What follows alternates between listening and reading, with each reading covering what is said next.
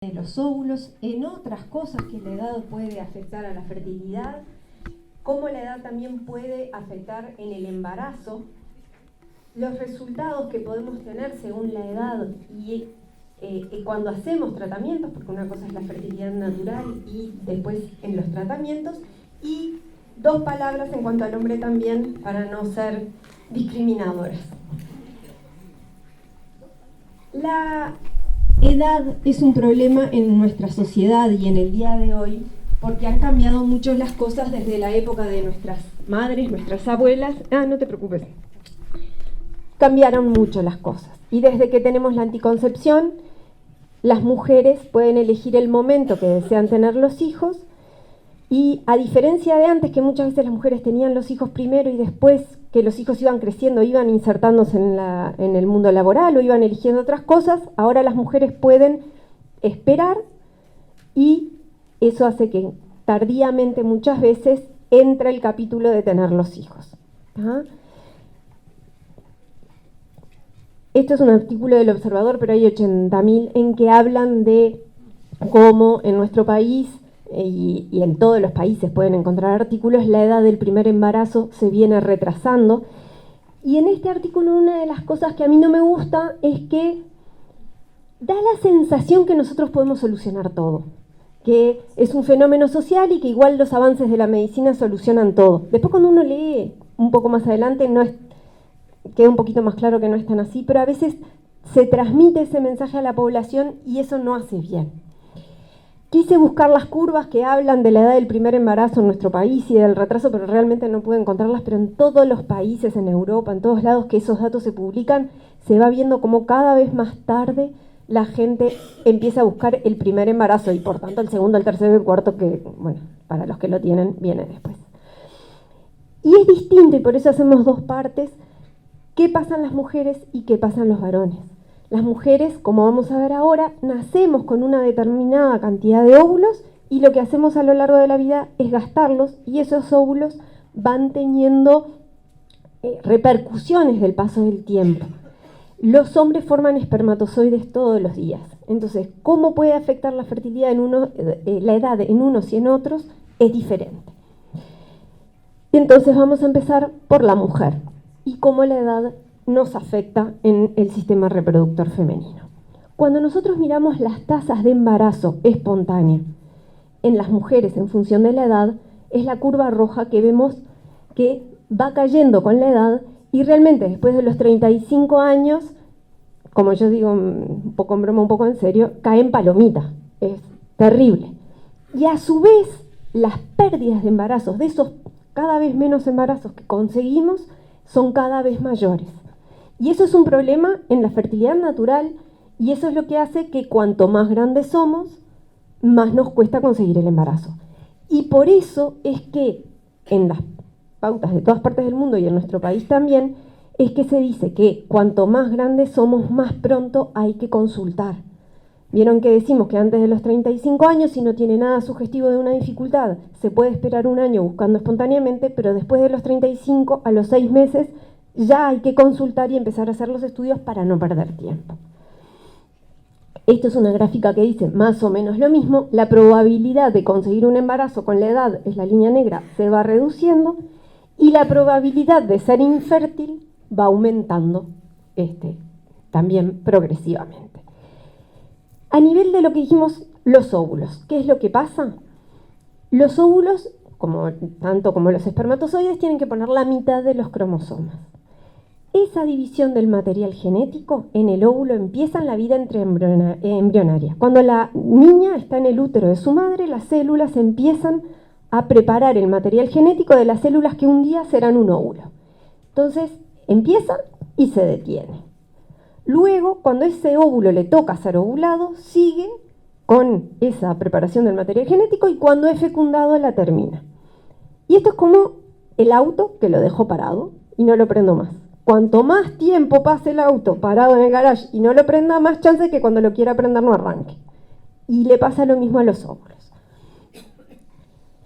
Cuando la niña está en la vida intrauterina, que es cuando se produce ese pico, se forman la mayor cantidad de los óvulos y después se van muriendo solitos y se van muriendo todos los días de nuestra vida.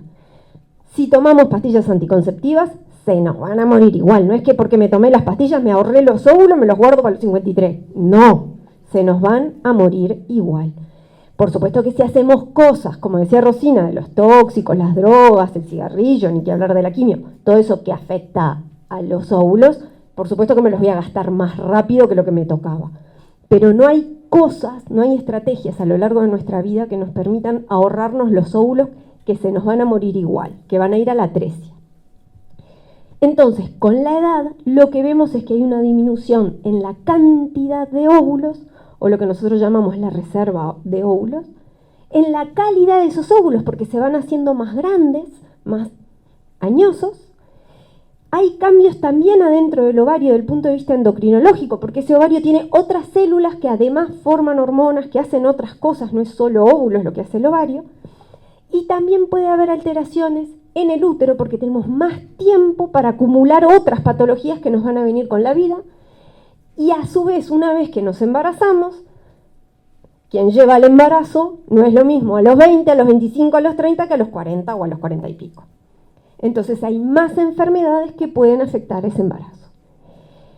Entonces, con la edad vamos teniendo cada vez menos óvulos. La calidad de esos óvulos cuando tienen que originar un embrión va siendo menor. Y el óvulo tiene muchas cosas. Tiene los cromosomas, que como dijimos, en la división de ese material genético puede haber más chances de error con el tiempo, pero tiene otras estructuras que también les pasa el tiempo y que también participan de la formación de ese embrión. Y lo que vemos es que cuanto más tiempo, tenemos menos chances de tener un embrión que sea capaz de desarrollarse, de prenderse, de dar un embarazo con un feto sano y llevarse un hijo a casa.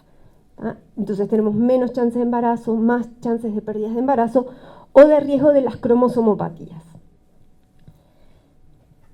Cuando nosotros hacemos un procedimiento de reproducción asistida, esos óvulos los ponemos con los espermatozoides y lo que vemos lo primero es saber si hay fecundación y si ese embrión que fecundó después se va dividiendo, luego origina un blastocito y después sí se puede prender en el útero. Y todos esos parámetros se van viendo afectados y cuanto más grande es una paciente, es más difícil conseguir los óvulos, esos óvulos suelen ser menos buenos y les va costando cada vez más cumplir cada una de esas etapas.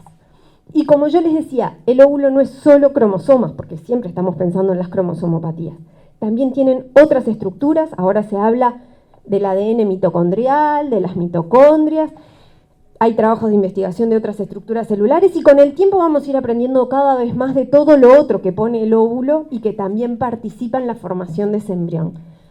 Porque no es por ser feminista ni por menospreciar, pero el espermatozoide pone menos cosas. El óvulo pone toda la maquinaria que va a dar ese embrión. Entonces, no es solo el ADN, no es que le cambie los cromosomas. El óvulo corrige muchas veces las alteraciones del espermatozoide. Bueno, es como en la vida en general, digamos. Pobre mi marido, no, pero no soy así con él. Bueno, Ahora no le decimos nada. no. Entonces, lo que tenemos que saber es que es lo natural, es lo normal que a medida que nos pasa la vida, tenemos cada vez menos óvulos y es algo que nos va pasando. Es, bueno, como otras cosas. ¿Tá? Y eso va a alterar entonces la calidad del óvulo, el folículo en sí que hace crecer ese óvulo también, y entramos, así como decía Rosina, que a veces no hay una esterilidad absoluta, entramos en etapas que van siendo de menor fertilidad o lo que llamamos subfertilidad. Por lo cual también una mujer que tiene 42 años y no se quiere embarazar, ojo, porque igual tiene un porcentaje muy chiquitito, pero todos los meses ese porcentaje muy chiquitito, uno paga el colegio después. O sea, cuando queremos el embarazo es muy poquitito, pero cuando no lo queremos, ojo. ¿Tá? Es una subfertilidad lo que nos da la edad, no una esterilidad absoluta, salvo cuando entramos en menopausia. Y bueno, el hecho de menstruar todos los meses no nos garantiza que ovulamos ni que los óvulos son buenos. Porque muchas veces pasa que las mujeres dejan las pastillas anticonceptivas a los 40, 41 años, 42 años, menstruo todos los meses como un reloj suizo y entonces creo que está todo bien la reserva ovárica, y no es así. Hay un concepto que nosotros tenemos para estimular a las pacientes, para hacer los tratamientos, que se llama la baja respuesta, que es cuando nosotros en un tratamiento vamos a buscar un embarazo, estimulamos para tratar de en ese ciclo conseguir más óvulos que lo que conseguiríamos en un ciclo normal, que es uno solo. Las pacientes de más de 40 años son una de las causas por las cuales tenemos menos respuesta y los tratamientos nos rinden más. Después hay otras cosas y nosotros cuando evaluamos qué podemos esperar en una paciente, y eso es la reserva ovárica, tenemos algunos estudios que según donde nos caigan nos va a hablar de qué posibilidad de conseguir óvulos tenemos. Naturalmente una mujer que tiene 40 años o más ya de por sí va a tener menos porque no tiene ni 25, ni 30, ni 35. Y cuanto más grande es una mujer, más chance de empezar la estimulación y ni siquiera terminarla, es decir, ni siquiera pasar a punción para poder tratar de conseguir óvulos o digamos, de tener muy poquita cosa. ¿Tá? Y a su vez, si conseguimos óvulos, fecundan, evolucionan, dan un blasto que luce precioso y lo estudiamos cromosómicamente, cuanto más grandes somos, más chance que ese blasto no esté bien en lo cromosómico, que es lo que podemos estudiar, porque ya quisiéramos poder estudiarle todo lo otro que yo les decía, el citoplasma, pero de momento no podemos. Y hay una cosa que es muy importante. Una cosa es una paciente que responde poco, porque a veces se mezcla un poco, yo tengo baja reserva, tengo poca respuesta, o tengo el factor edad. Una mujer joven que tiene una baja reserva tiene igual muchísimo más chances de conseguir un embarazo que una mujer grande. Porque esos óvulos son jóvenes y están mejor y tienen menos alteraciones cromosómicas, menos alteraciones en el citoplasma. Entonces, una cosa es la baja reserva en una mujer que es joven o que le tocó porque tuvo la mala suerte, y otra cosa es una mujer grande, que esa baja reserva tiene un mucho peor pronóstico. Y en los trabajos en que se ha estudiado las alteraciones cromosómicas, según la edad y según los embriones que obtenemos y los estudios cromosómicos de los embriones, lo que se vio es que las mujeres jóvenes con poca reserva no tienen más alteraciones cromosómicas en sus embriones. Por lo cual, como siempre, la juventud es un divino tesoro. Estos son los estudios que nosotros les pedimos a las pacientes para tener una idea de qué podemos esperar en cuanto a reserva de óvulos en cantidad. Y una cosa que nosotros vemos, y por eso ahora yo les iba a mencionar que hay algunos detalles en cuanto al útero también, que al útero también le pasa el tiempo, pero le incide mucho menos, que cuando una mujer va creciendo y en vez de hacer su tratamiento con óvulos propios, que es la línea roja, si lo hacemos con óvulos donados, se nota muchísimo menos, porque eso, el embrión y la capacidad de ese embrión tiene que ver con la edad del óvulo y por tanto la edad de la donante. Sí, igual hay trabajos que dicen que por encima de los 45 se nota un poquito la edad en el útero, pero es muchísimo menos lo que eso puede incidir. Con eso es que nosotros podemos ver cuánto nos pesa. Y acá cuando ustedes ven qué pasa con la receptividad del útero en la ovodonación, igual un pelín baja a medida, pero estamos hablando de 45, 49 o más de 49, y la tasa de abortos también va subiendo un poquito. Eso es por el factor del útero, claramente. ¿Y por qué el útero tiene problemas? Porque al útero también le pasa el tiempo y tiene más chances de tener miomas o fibromas, de tener adenomiosis, de generar pólipos, de haber tenido, yo qué sé, inflamación, infecciones, sinequias, un montón de patologías que nos pasan con la vida. Y una vez que esa mujer se embaraza, también tiene más chances de problemas en el embarazo. Dígase, hipertensión, diabetes, preeclampsia, prematuridad, un montón de patologías.